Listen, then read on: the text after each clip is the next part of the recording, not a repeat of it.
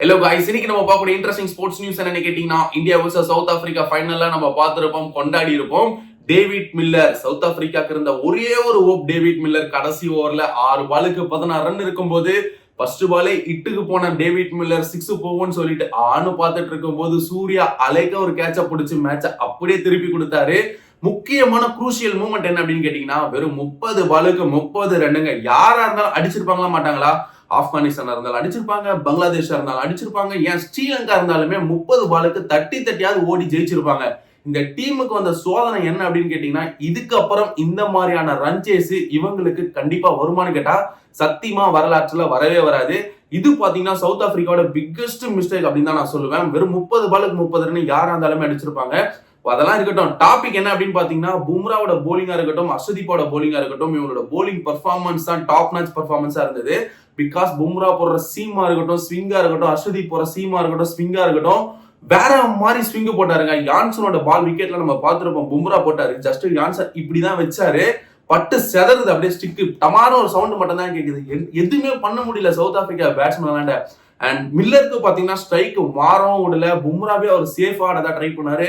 இட்டுக்கு போகவே இல்லை பும்ராவோட ஓவர். பும்ரா ஓவர்லாம் நம்ம தொடக்கூட முடியாது, அது வேற விஷயம். சோ என்ன என்ன என்ன மேட்டர் அப்படின்னு கேட்டீங்கன்னா, சவுத் ஆப்பிரிக்கா அப்கோர்ஸ் 2 நாள் ஆகுது, கிட்டத்தட்ட ஒரு 3 நாள்னே வச்சுக்கோங்களேன் ஃபைனல் முடிஞ்சு. இப்போ வரைக்கும் சவுத் ஆப்பிரிக்காவோட டீம் பிளேயர் டேவிட் மில்லர் பினிஷரால பாத்தீங்கன்னா அவரால் ஜீர்ணிக்க முடியாம தவிச்சுக்கிட்டு இருக்காராம். இதுக்கப்புறம் இந்த டீம் அமையுமா அப்படின்னு கேட்டீங்கன்னா சத்தியமா அமையாது. பாக்குறவங்க எல்லாருக்குமே தெரிஞ்சிருக்கும், சவுத் ஆப்பிரிக்காவோட டீம் வேற மாதிரியான டீம். ரபடாவா இருக்கட்டும், ஆண்ட்ரிச் நார்சியாவா இருக்கட்டும், ஷம்சியா இருக்கட்டும், வேற மாதிரியான ஒரு டீம் பர்ஃபார்மன்ஸ் இருந்தது. டிகாக்கா இருக்கட்டும், ஏடன் மார்க்ரமா இருக்கட்டும், கிளாசனா இருக்கட்டும்.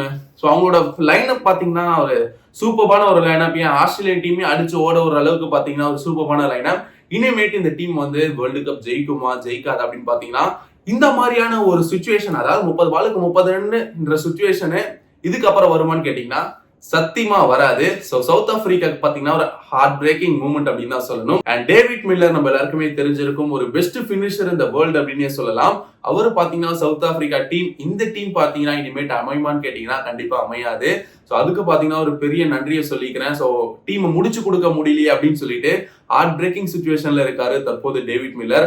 சோ இந்தியா வந்து என்னதான் 100% ஜெயிக்கணும் அப்படின்னு சொல்லிட்டு இந்தியன் ஃபேன்ஸ் ஆசைப்பட்டாலும் அண்ட் கண்டிப்பா ஒரு 80% நம்ம சவுத் ஆப்பிரிக்காக்கு சப்போர்ட் பண்ணிருப்போம்.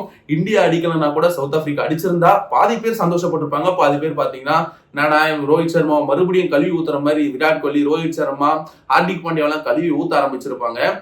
ஏன்னா ஒரு காரணம் அப்படின்னு பாத்தீங்கன்னா, சவுத் ஆப்பிரிக்கா இப்ப வரைக்கும் ஐசிசில எந்த ஒரு டிராஃபியுமே அவங்களுக்கு சொந்தமா ஒரு டிராஃபி கூட அடிச்சது கிடையாது. அடிக்கிறதா இருந்த இந்த டிராஃபியுமே பாத்தீங்கன்னா நம்ம கையில கொடுத்துட்டாங்க.